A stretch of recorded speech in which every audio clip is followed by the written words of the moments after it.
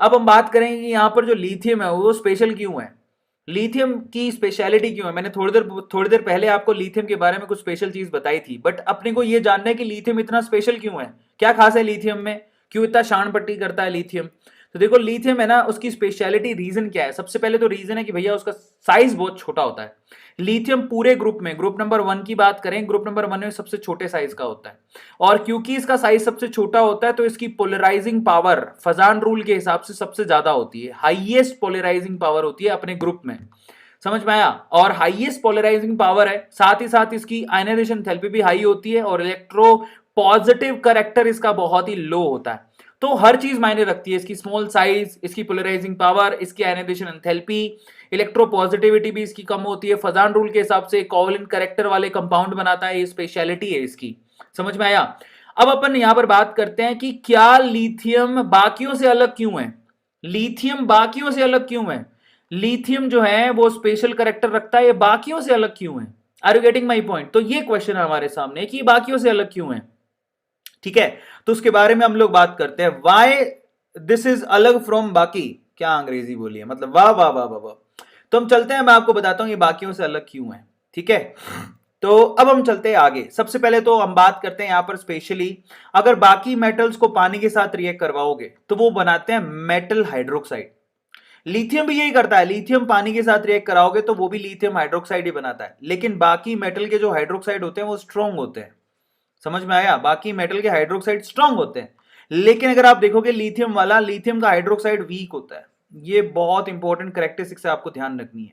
दूसरा, बाकी metal oxygen के साथ रिएक्ट करते हैं तो वो पेरोक्साइड और सुपर ऑक्साइड बनाते हैं, अभी पढ़ के आओ, लेकिन लिथियम वाला जो ऑक्साइड होता है वो लिथियम मोनोऑक्साइड बनाता है, वो पेरोक्साइड या सुपर ऑक्साइड नहीं बनाता।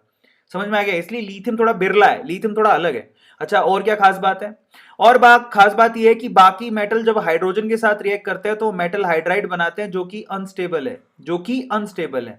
बट जब लिथियम की रिएक्शन आप हाइड्रोजन के साथ कराओगे तो वो एक स्टेबल हाइड्राइड बनाती है।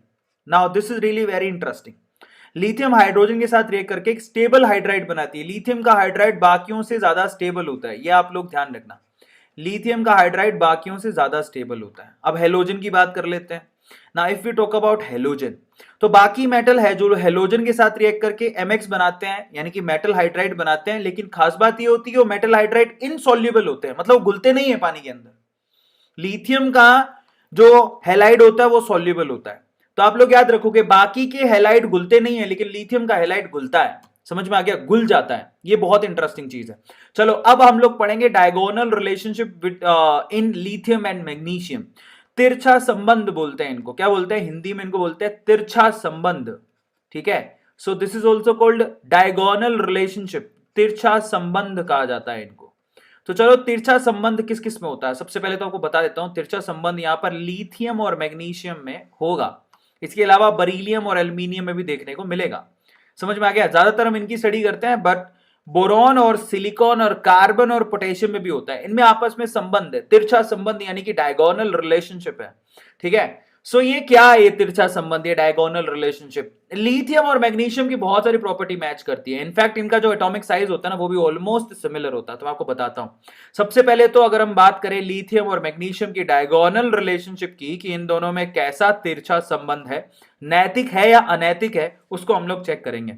तो लिथियम और मैग्नीशियम में एटॉमिक रेडियाई की बात करो तो लिथियम की एटॉमिक रेडियाई और मैग्नीशियम की एटॉमिक रेडियाई में ज्यादा फर्क नहीं है, 152 और 160 पिकोमीटर है। आप कहोगे 8 का नहीं है ये फर्क, समझ में आ गया, 8 पिकोमीटर का फर्क है मात्र। अगर आयनिक रेडियाई की बात करें तो वो भी ऑलमोस्ट सिमिलर है, लिथियम की आयनिक रेडियाई 76 होती है और मैग्नीशियम की 72, ये भी ऑलमोस्ट पास में है।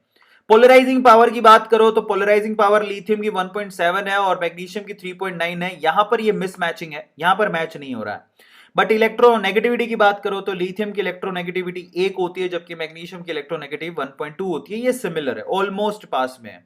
तो यहां पर एटॉमिक रेडियाई, आयनिक रेडियाई और इलेक्ट्रोनेगेटिविटी जो तीन प्रॉपर्टीज हैं वो लिथियम और मैग्नीशियम में तिरछा संबंध दिखा रही है कि दोनों में बड़ा ही नैतिक तिरछा संबंध है, ये अनैतिक नहीं है।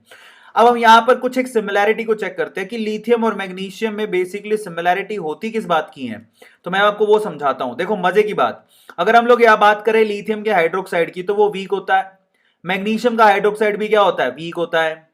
लिथियम हार्ड होता है, मैग्नीशियम भी क्या होता है, हार्ड होता है। लिथियम डाइलिक्विसेंट होता है, मतलब जब लिथियम का जो क्लोराइड है बेसिकली वो पानी के मॉलिक्यूल को, दो पानी के मॉलिक्यूल को अपने साथ रखता है, हाइड्रेटेड फॉर्म में होता है। मैग्नीशियम का भी अगर आप क्लोराइड की बात करो, मैग्नीशियम क्लोराइड, तो वो भी हाइड्रेटेड फॉर्म में होता है, 8 मॉलिक्यूल को अपने साथ रखता है। मतलब ये दोनों डाइलिक्विसेंट है, मतलब पानी के मॉलिक्यूल को अपने साथ जोड़ के रखते हैं प्यार से, मोहब्बत से। लिथियम का कार्बोनेट आसानी से डीकंपोज हो जाता है, मतलब बहुत आसानी से टूट जाता है। इसी तरह से मैग्नीशियम का कार्बोनेट भी आसानी से टूट जाता है। समझ में आ गया? और इसी तरह से लिथियम का जो हाइड्रोजन है, हाइड्रोजन कार्बोनेट, ठीक है, लिथियम हाइड्रोजन कार्बोनेट बनाता है। इसी तरह से मैग्नीशियम भी हाइड्रोजन कार्बोनेट बनाता है। सबको समझ में आ गया? So these are the similarities between lithium and magnesium जो आपको पता होनी चाहिए।